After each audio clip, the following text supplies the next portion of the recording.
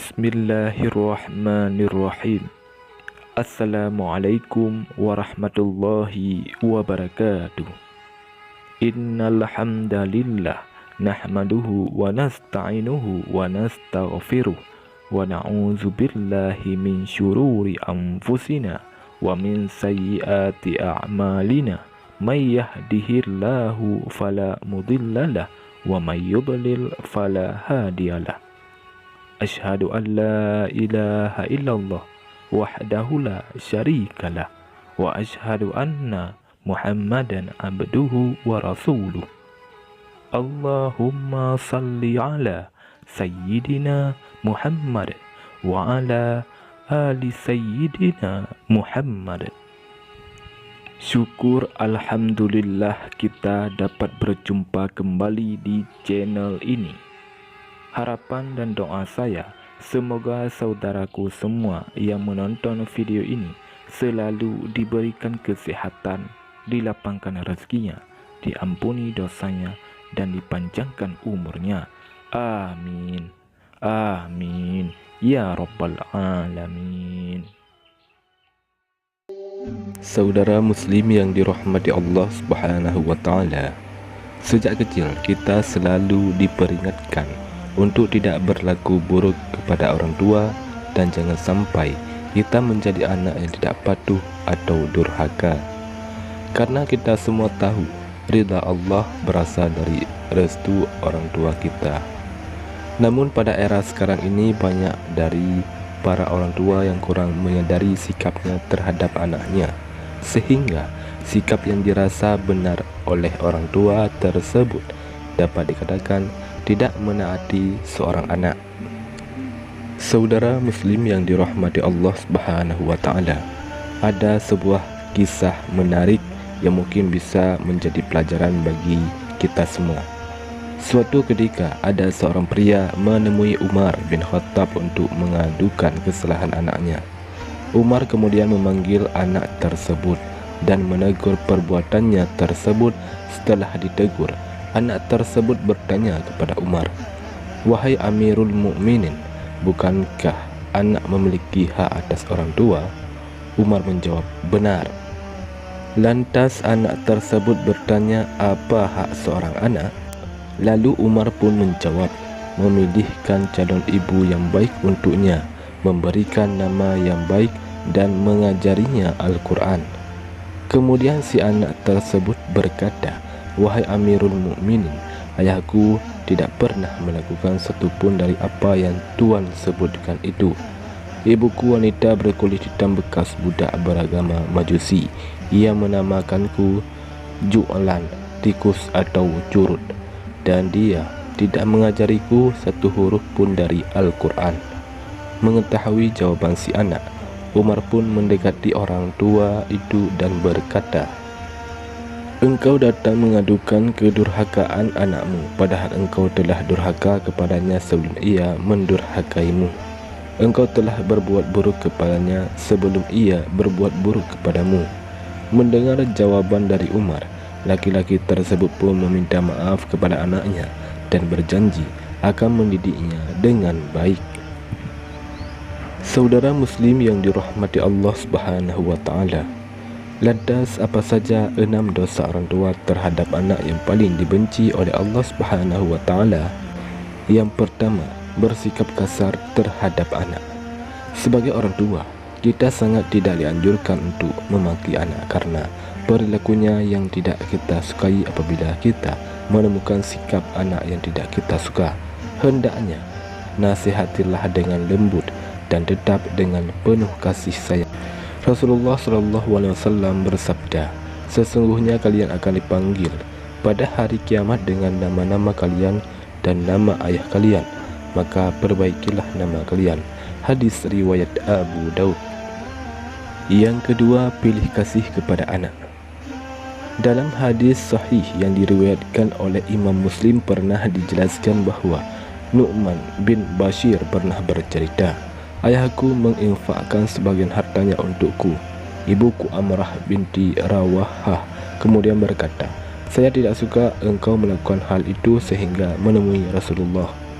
Ayahku kemudian berangkat menemui Rasulullah SAW sebagai saksi atas sedekah yang diberikan kepadaku. Rasulullah SAW, apakah engkau melakukan hal ini kepada seluruh anak-anakmu? Ia berkata, tidak. Rasulullah SAW berkata, bertakwalah kepada Allah dan berlaku adillah kepada anak-anakmu. Ayahku kemudian kembali dan menarik lagi sedekah itu. Hadis riwayat Muslim dalam kitab Al-Hibat.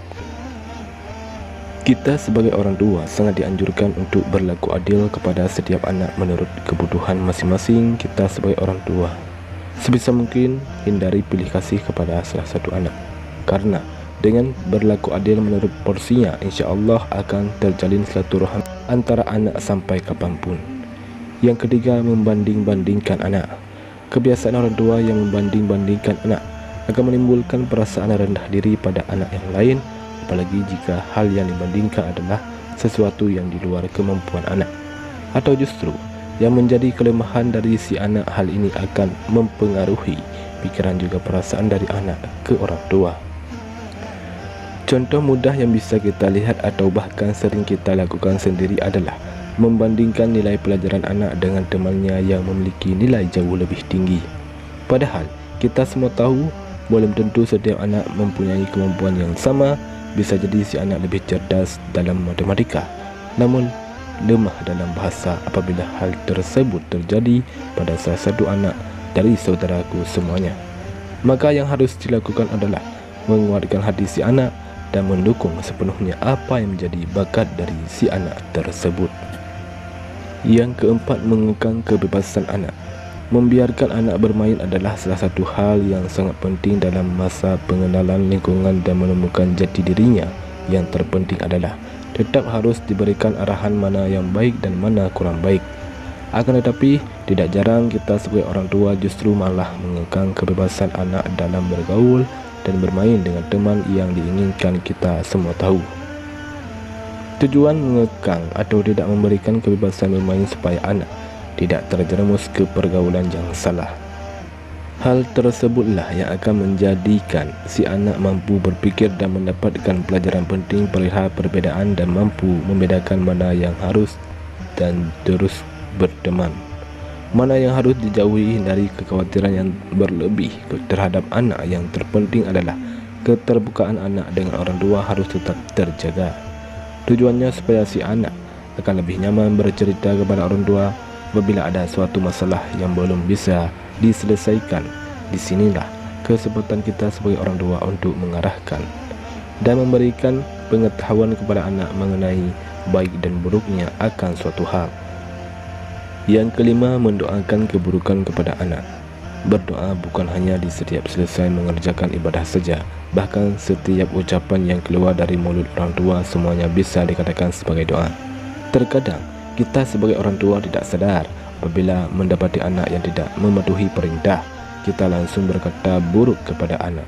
Padahal setiap ucapan yang keluar dari mulut orang tua merupakan doa yang bisa menjadi langsung dikabulkan oleh Allah Subhanahu wa taala. Abu Hurairah radhiyallahu anhu berkata bahwa Rasulullah SAW pernah bersabda, ada 3 doa yang dikabulkan: doa orang yang teraniaya, doa musafir, dan doa keburukan orang tua atas anaknya. Hadis riwayat At-Tirmizi. Yang keenam, tidak memberi pendidikan kepada anak. Yang dimaksud pendidikan dalam hal ini bukanlah sekedar pendidikan sekolah saja, akan tetapi juga menyangkut berbagai macam aspek kehidupan. Misalnya adalah pendidikan agama, sosial, budaya, dan lain sebagainya. Setiap orang tua wajib memberikan pembekalan keterampilan kepada setiap anak-anaknya sehingga keterampilan tersebut bisa mengantarkan anak untuk menemukan jati diri perihal menemukan kehidupan yang bahagia dunia dan akhirat. Apabila kita mengabaikan pendidikan anak, maka bisa dikatakan anak tersebut layaknya anak yatim padahal masih mempunyai kedua orang tua. Ada syair Arab yang mengatakan, anak yatim itu bukanlah anak yang telah ditinggal orang tuanya dan meninggalkan anak-anaknya dalam keadaan hina. Sesungguhnya anak yatim itu adalah anak yang tidak dekat dengan ibunya, yang selalu menghindar darinya, atau ayah yang selalu sibuk dan tidak ada waktu bagi anaknya. Jika disimpulkan, syair tersebut ingin menyampaikan bahawa perhatian adalah kunci penting dalam mendidik anak supaya sukses dunia dan akhirat adalah sebuah bentuk kedurhakaan terhadap anak apabila kita sebagai orang tua justru tenggelam dalam kesibukan. Sehingga yang terjadi adalah kita lupa untuk mengajarkan anak tentang akidah agama. Rasulullah SAW bersabda, "Ajarilah anak-anakmu salat dan mereka berusia 7 tahun, dan pukullah mereka bila tidak melaksanakan salat pada usia 10 tahun." Hadis riwayat At-Tirmizi. Saudara muslim yang dirahmati Allah Subhanahu wa taala, demikianlah 6 dosa orang tua yang dibenci oleh Allah Subhanahu wa taala. Semoga kita semua senantiasa mengadilkan dalam segala hal terhadap anak, dan semoga kita semua selalu dalam lindungan Allah Subhanahu wa taala. Amin ya rabbal alamin. Wallahu a'lam bissawab. Assalamualaikum warahmatullahi wabarakatuh.